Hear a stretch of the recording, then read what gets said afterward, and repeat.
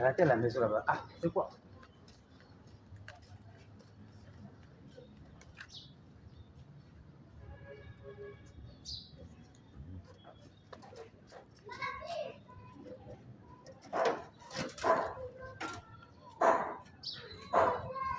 Mbote na biso, mbote balandi agence immobilier Mille Solutions, mbote cher abonné, oyo bazwami mokili mobimba partout. Merci mokolo malamu nzambe apambola bino. Nayebi comme d'habitude toujours boza ebele oyo bosala confiance ya kolanda chaîne moko, chaîne ya ba réalité, chaîne ya ba innovation, chaîne ya ba solution rapide ezali kaka agence immobilier Mille Solutions TV avec votre humble frère Blaise Mobadi. Voilà encore une fois na tongo ya lelo ngai frère Blaise Mobadi na souci nazaka nango mpona bino baboni nanga parti mokili mobimba na kiti awa nazali précisément na commune ya Nzele, naza na milieu bazobenga plaza, nazali awa à peu près na 50 mètres na boulevard nde naye kosala bino émission moko spéciale ya immobilier na vrai emplacement. bokuti kotala offre na biso eza offre moko spéciale. Bandeko na ngai bandeko bayebi plaza, bandeko bayebi quartier nga nazali bakoyeba keno c'est un bon quartier, wapi courant ezali, wapi mai ezali, bozomona tout autour ya offre na biso ndenge ezali. Cette parcelle que vous voyez c'est déjà clôturé partout. Soki moto asombi mosala ezali kaka akokanga kaka liboso kuna mbala moko abandi bamisala na ye. Cette parcelle mesure 30 mètres ya longueur, ndenge bozomona c'est 30 mètres, tandis que largeur nango ezali 11 mètres. Tout est déjà clôturé, je le répète, tout est déjà clôturé.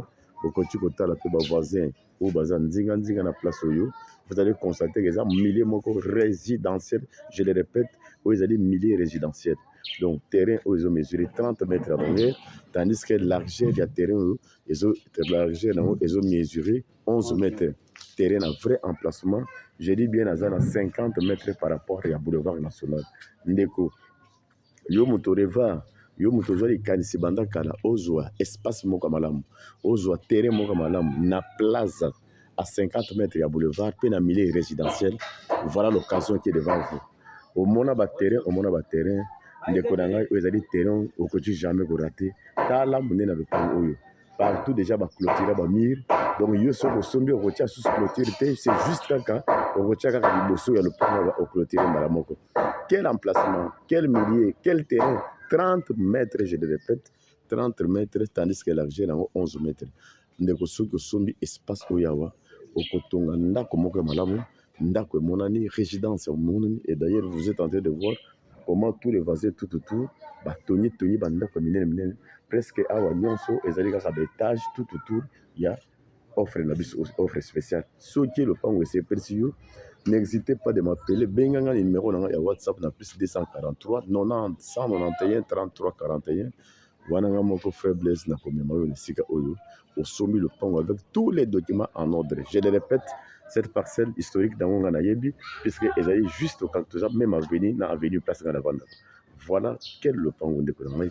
Awa courant ezali après payer kitoko maïdia c'est les gars awa na venir, c'est-à-dire dès que vous achetez c'est juste question au tchika ka mire de bosso au portail na yo basoli esili. Voilà mille na biso tozali, je le répète, offre yo ça la même à 2 jours on va déjà m'acheter. Pourquoi? Puisque nous sommes dans un bon emplacement. D'abord quand vous regardez Bogomona boulevard yango na mituka pe yango réseau leka, c'est pour vous dire que nous sommes en 50 mètres na boulevard national, précisément à Wara Plaza, dans vrai milieu au bâtiment sur arrive à Rosomo Mapango. Ndeko occasion boyer eza partout tant où les bakwe pesi milieu, profitez-en, venez me voir na communauté Nesiga Oyo. Tout est en ordre, tous les documents en ordre, un bon emplacement nulle part ailleurs. Kaka na chaîne moko oyo pesaka ba solution ya malamu, chaîne moko oyo pesaka ba réalité. Les alliés agence immobilier Mille Solutions TV. Venez nombreux dans cette condition, abonnez-vous massivement. La chaîne Oyopo te beau raté à chaque fois te ba émission na ba vidéo na à temps réel. Je le répète, vie emplacement il y a place na biso, au tala kitoko le pont on a millé ezali. J'ai dit très bien, ils ont mesuré à peu près 12 à 30 mètres. Pe prix nango bazo bandana $35,000 à discuter au sombi le pont on a vrai emplacement. Yo kota la prix wana te mais tala milieu pe tala beauté et locaux, tala benga environnement de Rosali.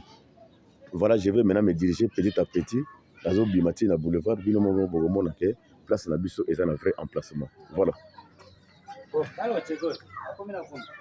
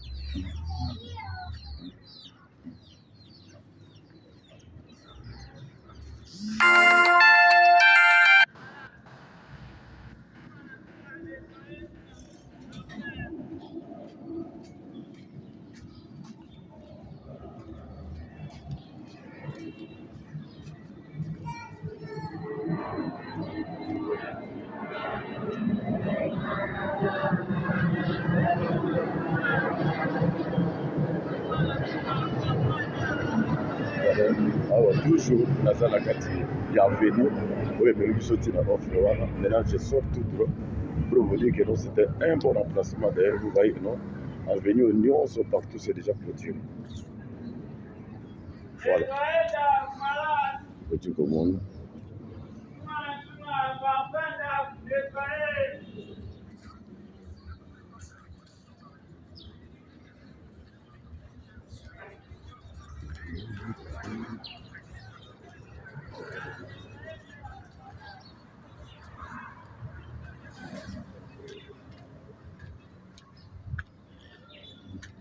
Voilà, maintenant, on a commis juste dans le boulevard. C'est pour vous dire que vous allez à peu près 50 mètres au début du boulevard national.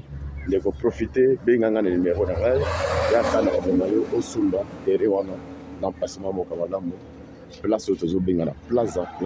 Voilà vrai millier. Ne ratez pas cette occasion. Voilà le boulevard.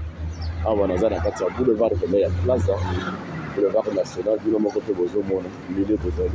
C'est-à-dire, dès que vous achetez, vous ne serez jamais déçus. Voilà.